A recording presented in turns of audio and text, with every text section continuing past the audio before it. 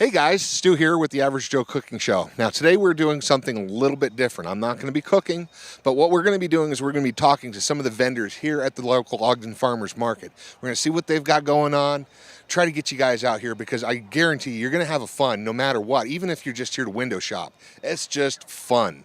So stick around, we're going to have a really good time.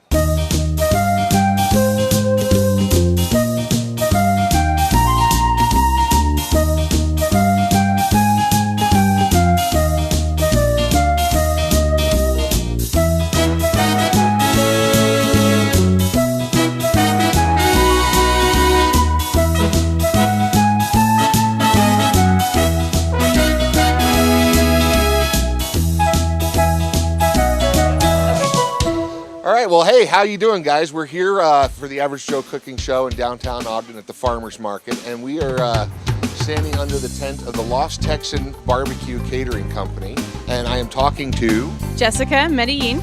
Jessica, and I have to say that, you know, I'm from Texas, so, you know, barbecue is in my blood, literally. I hear you.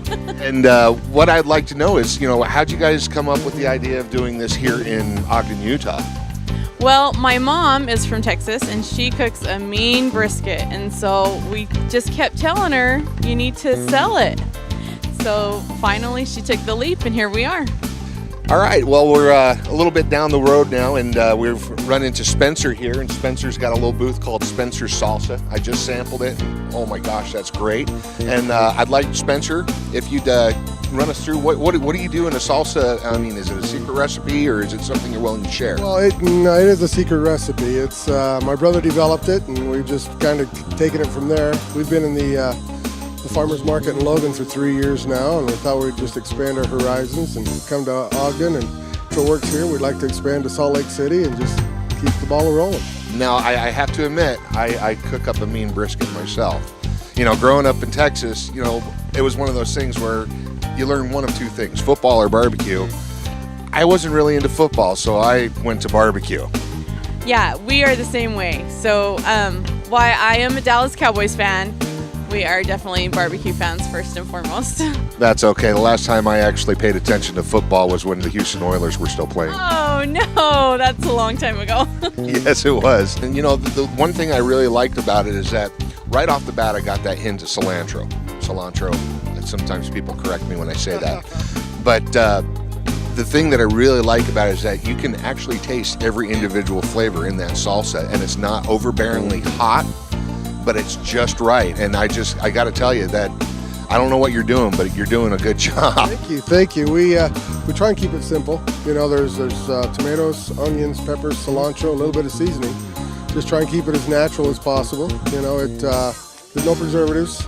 We don't keep it in the fridge for just 2 to 3 weeks is all, but we like to think it's going to be gone before it goes bad. Well, listen, let's take a look at what you guys got here. Is that all right? Yes. That's my slow-cooked applewood smoked, then slow-cooked chopped brisket in my homemade barbecue sauce called the Lost Texan BBQ Sauce. That's beautiful. And it is some good stuff. My kids, grandkids, all my friends eat it off a spoon. Where's the spoon? I'm gonna give you one. And I'll tell you what, you guys have really got something going on here. I wish you luck, and we would encourage everyone to get down here to the farmers market. Give Spencer a shot. He's worth it. Buy a jar. You'll like it. Trust me. Thank you. I appreciate that endorsement. That's excellent. All right, here we go. It's a true Texas style barbecue sauce. It is sweet, mild, nothing, you know, I do a spicy version, but I also do... That's home. That's you go. home. That's good. Texas, huh? Oh my gosh, Texas. that's good stuff. We're here at Chaparro's Tamales, and this is Jesse, and this is Rosie, and we are going to talk to them about their tamales they're selling. I've actually had a sample of the shredded pork, I believe, and that was really good. We have the beef right now. The beef? Yeah, the beef. So tell me, I know that there's certain recipes and stuff that people use, but I know the masa is a masa? Mm-hmm. Masa. Okay. I have to make sure. That's correct. But that masa is really, really good. And can you give me an idea of, you know, what goes into making some of this stuff? Basically, it's masa filled with some type of filling, either chicken, beef, pork, bean and cheese, and then you cover it in a corn husk, and then steam them. and basically that's all you got. How long do you steam them for? You steam them for how long? 25 About minutes. 25 minutes. 25 minutes. Now, those of you that probably are not sure what masa is, it's kind of like a corn paste mixed with, I believe, lard. Is that correct? Yes, lard, but we don't actually have any lard in ours. It's made with oil. Oil. Okay, well that's good. It's a little Little healthier. little healthier. I gotta admit, I like the lard though. Who doesn't? Everybody. I grew up in Texas, so it's this kind of food is just home to me. That's Texas, and I'm very proud of it. It's really hot. Okay. I couldn't find Texas barbecue here, so we had to open. That's actually what all my friends used to say is because I have barbecues all the time. They're like, "Where did you learn to do this?" And it's like, it's I'm easy. Texan, I'm woman. Texan. You grew up with this stuff. Oh my God. Huh? Yeah, Is that Texas? you guys got to get down here and That's a try taste some of of this stuff. Texas, That is great right? stuff. How long have you guys been at the farmers market? We've been since it started, and we'll be here until it finishes. I believe that is on the 10th of October, if I'm not mistaken. Yeah, that's actually correct. And business good, right? Yeah, our business is doing good. We sell lots of tamales, so try to come down here and check us out and look at our tamales. I'm telling you, I have had these things and they're awesome. So I encourage you guys, get down here, look for Jesse, look for Rosie, and get some of these tamales because they are just out of this world. Hey guys, we're here with Angie, and she is selling the Nutty Guys products, and we're going to talk to her a little bit about what she's got going on here. Now, Angie, I'm seeing a large variety of obviously nuts, dried fruits, and stuff. How long have you guys been doing this stuff? I've been selling for about 15 years. I've been doing the market now for 3 years. So, been doing it for a long time and really enjoying it. Hi, we're here with Diana, and Diana's got some really nice fresh produce. What's the name of your booth here? Precious Mud Pottery and Gardens. Awesome. And now, is all this stuff here, is this organic or is it just regularly grown? It's organic. I've given it fish emulsion and worm tea. Worm tea. Can you explain that? The worms in my compost pile are by the billions. It's like spaghetti on a pitchfork. And so then you rinse the castings that they create. Okay. And that's the tea. I see. It's just full of nitrogen. I'm actually going to be doing a little salad. It's called a Waldorf salad, and one of the major ingredients in that is walnuts. Yes. And so I'm wondering, can you hook me up with some walnuts? Absolutely. All right. We have black walnuts and we have walnut halves and pieces here. You know what? I'm going to go with the walnut halves and pieces. Okay. And we thank you, and we encourage you guys get down, check out the Nutty Guys. A lot of good stuff, a lot of variety, and Angie's a pleasure to deal with. Thank you very much. It's nice talking with you. You too. Thanks. Well, I'm noticing you got quite a variety here. You mind telling us some of the stuff you've got here for us? Sure, I've got baby beets, zucchini, beautiful wax and green beans, baby beets, homegrown cabbage, turnips, chard, tons of basil. I have a lot of basil. I have cilantro that's gone to seed, so now it's coriander and it's delicious. The flowers are excellent in salad. Chives, blue Scotch chard, and then my mint, which takes over. Hey guys, we are here again at the Daily Rise, and we are here with Roman Jorgensen and JD DeGroot. and they are our little baristas. Is that what you guys are calling yourselves? I believe so. Yep, that's it. Baristas. So they're a big into coffee. I'm a coffee guy myself, and I would like you guys to tell me exactly how you guys are doing out here, what your favorite drinks are, what's the big seller. Okay, well, lately very popular has been House Blend. It's by Dawson Taylor from Boise, Idaho. Freshly roasted just for us. Custom blend, daily rice special. Very phenomenal. Our signature drink is the Java Bean, which is a white mocha with caramel, macadamia nut, and your choice of milk, whatever, whip it up, shots of espresso.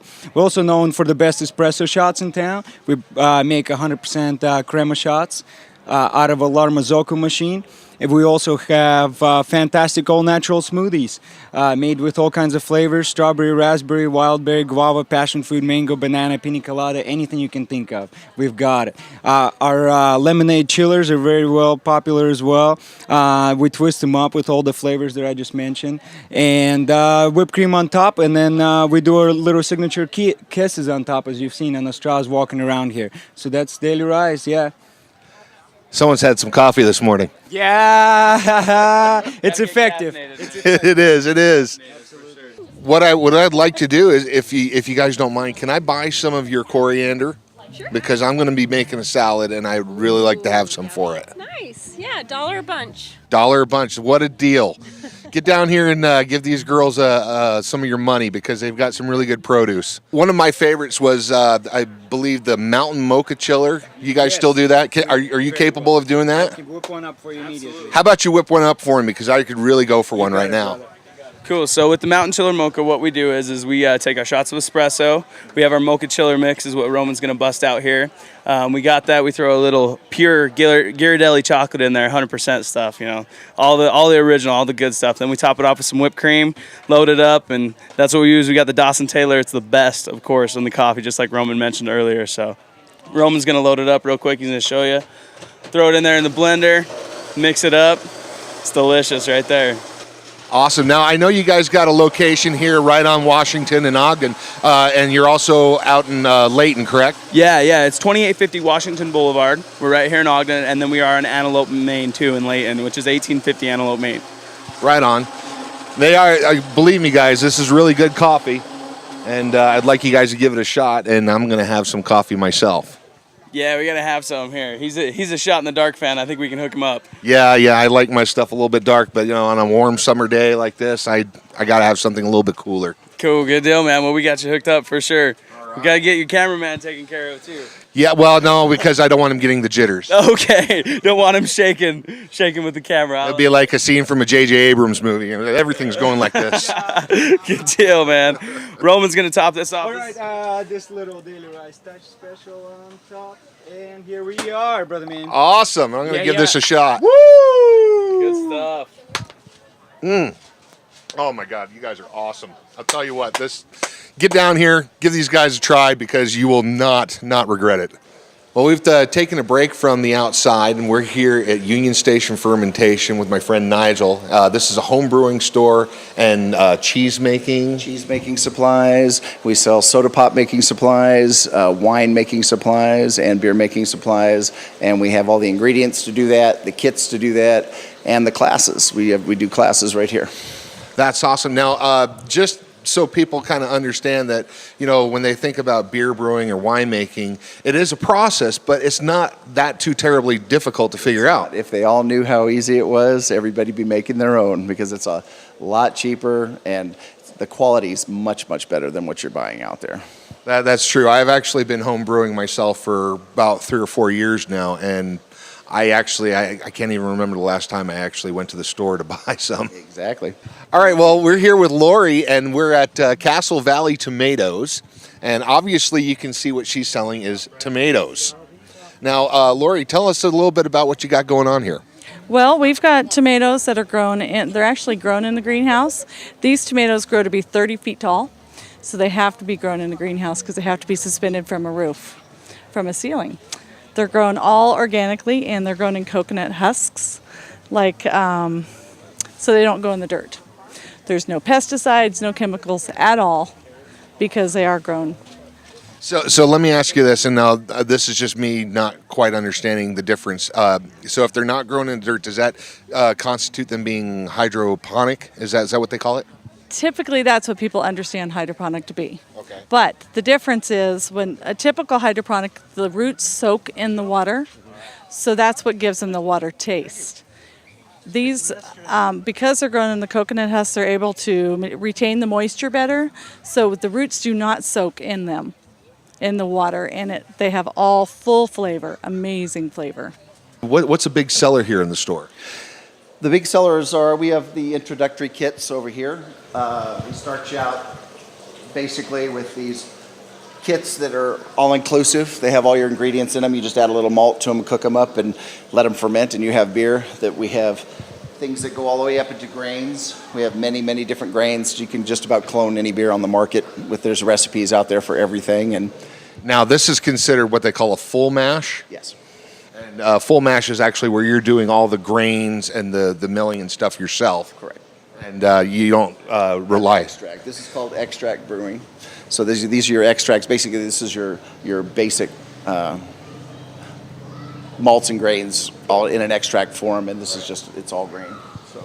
Yeah, and to be quite honest with you, with the version of all grain versus extract, they're both really good, but personally, I'm an all grain guy because my taste is actually a little bit more matured.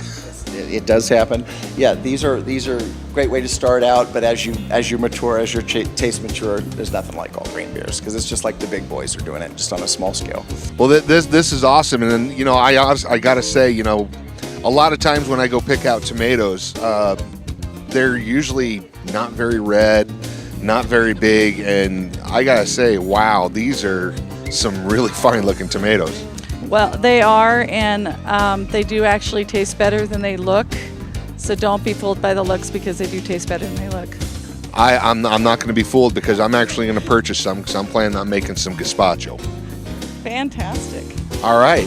Well, Lori, thank you so much for letting us talk to you for a few minutes. We encourage you guys to get down here, check out Castle Valley Tomatoes, or if you're in an area where you can go to another farmer's market, I'm pretty sure you'll find their booth. Just look for all the tomatoes. And I'll tell you something that a lot of people don't really understand, especially because, I'm a beer guy.